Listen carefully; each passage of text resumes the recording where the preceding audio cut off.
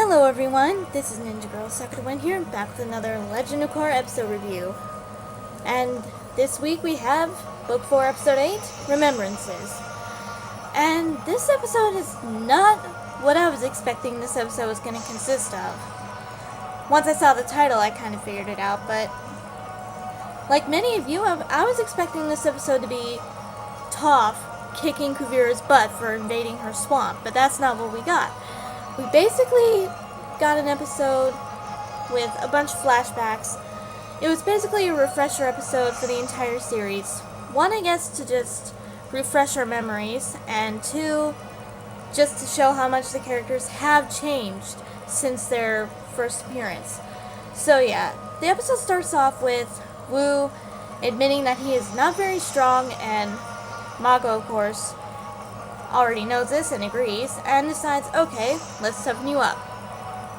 And he tries to spar with Wu, except when he gets hit, Wu just goes down to the ground and says his trademark phrase, "Wu down!" Which of course causes a commotion, and Mako's grandmother comes in, and being she loves royalty, as we learned last episode, she's just very upset that Mako injured the prince. Heaven forbid. But anyway, the situation gets better when Mako talks about himself, because Wu wants to know more. The first thing he wants to know about is how he met Korra and how he got the chance to actually date her, because Wu, for some odd reason, thinks he has a shot with her. Not gonna happen. But anyway. So yeah, we get a flashback of episode 2 of book 1, Leaf in the Wind, where Korra went to the pro bending arena and met Bolin and Mako, and at first how he was rude to her, if you guys remember that, but eventually we know what happened, and she became a part of the team and all that. And Mako, of course, thinks he has charm.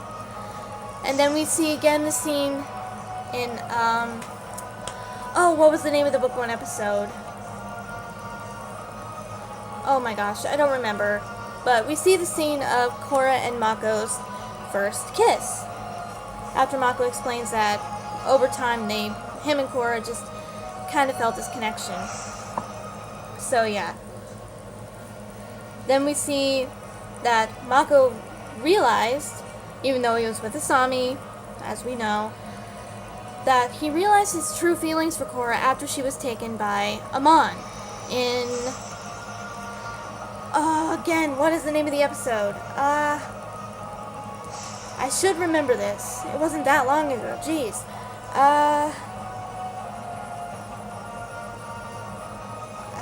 Gosh. The one where she was taken by Tarlok and locked in that safe. So, yeah. And how we see that next, Mako explaining how Asami got mad, and eventually, even though they didn't say we're over, they basically broke up. And then we see the book 1 finale where Mako said he loved Korra, and we know after that she ran off, but eventually she returned the feelings, and they started their relationship. But then Mako explains that even though they did care about each other, they fought constantly, as we know from book 2. And we all know what happened with their breakup. And Mako, I still hate that he didn't support Korra. He chose his job over her, which is wrong, but anyway, that's Mako for you. And then we see Mako and Asami's second kiss. Or was it their first kiss? I don't think they were ever shown kissing in book 1. But their kiss from book 2 in the stakeout. That episode title I remember. So yeah. And then Mako explains how Korra didn't remember their fight and all. Just everything that happened between them in book 2 is basically what Mako explains. But he admits that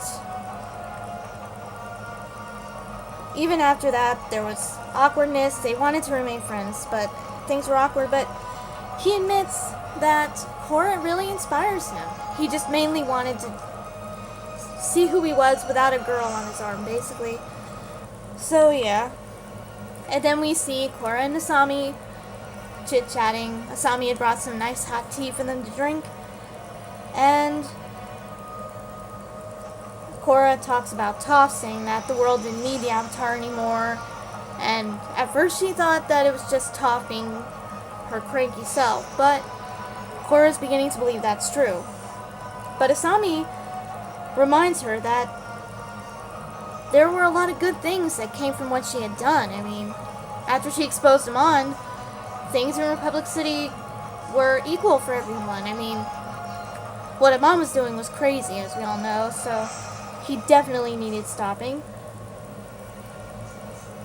And just how everything she has done, from Amon to Zahir, she went through a lot, but good things came of it, and that the world does need the Avatar. But Korra also admits she feels pretty bad that she allowed Vaatu and Unalaq to fool her and cut off her connections to her past lives, which, let's face it, Korra could use some of that sage advice that Aang and Avatar Roku and Kyoshi, she could use the sage advice that they could give her, but in a way it's good that Korra has to learn things on her own. So, it's a good and bad thing. But yeah. But Korra's just upset that no matter what she does, things seem to still be out of balance, and she wants things to be right. But Tenzin then comes up and says, there's always going to be someone that's going to want to screw things up, basically. And that she really has grown up a lot since she first came to Air Temple Island. And we see the flashback of her from Leaf in the Wind, where she's going through Tenzin's obstacle course. And Tenzin tells her when she first came, she was sort of self-centered and childish. She sort of was. But yeah. He just tells her she's changed a lot and she's grown up, which she has. Very much so. But yeah. And even Korra admitted beforehand that when she first became Avatar, she thought it was the coolest thing, but she was a bit naive to believe that it would be easy. So yeah. Even Korra is admitting she kind of acted childish back then. But yeah. Korra then, after Tenzin's kind words, says that she will always do her best to try and restore balance in the world, even though she knows that this Kuvira situation is going to get worse before it gets better. But she's not going to give up, which that's Korra's character, and that's something that I love about her. She's a very determined girl, so yeah. Then we see Bolin and Varric on the ship on their way to Republic City, and they were listening to the refugees' stories. Of course, getting bored. Varric mostly. And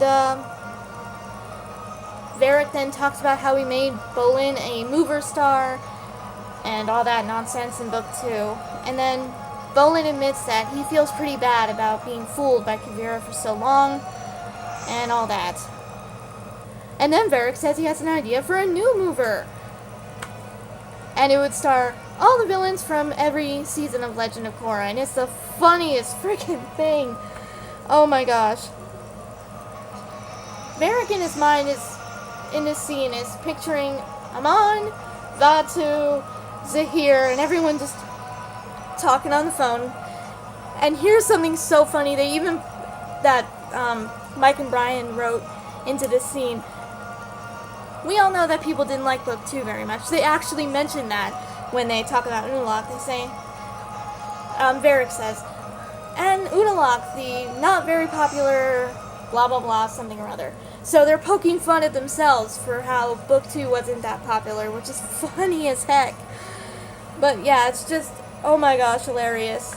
With all the villains just talking on the phone, just casually, like we would to our family and friends.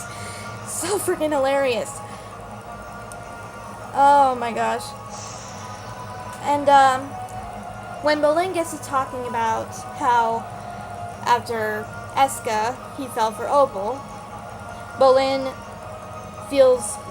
admits he feels really, really bad about how things have been going with Opal, and he's so worried that he will not, or that Opal will just not forgive him for everything. So yeah, he's concerned about that, rightfully so, because Opal had been warning him and he didn't really listen. But I'm sure being Opal is a very, very kind person, she can't stay mad forever, especially when she finds out that Bolin is now all on their side and he understands what's really going on now. So yeah, I'm sure that'll be resolved soon enough. And then Varric just continues on talking about how he wants this mover to be, and he's continuing talking about the villains, and the funny scene continues, and it's just so hilarious. But at the end of the story, Bolin just says that it makes no sense. And that's pretty much where the episode ends, even though Varric says it make a great story and whatnot. But yeah, this episode was basically everyone remembering the things that have happened so far. I mean, even Bolin was telling his story of how he met Korra too. But, I mean, I didn't mention it because it's stuff we already know, really.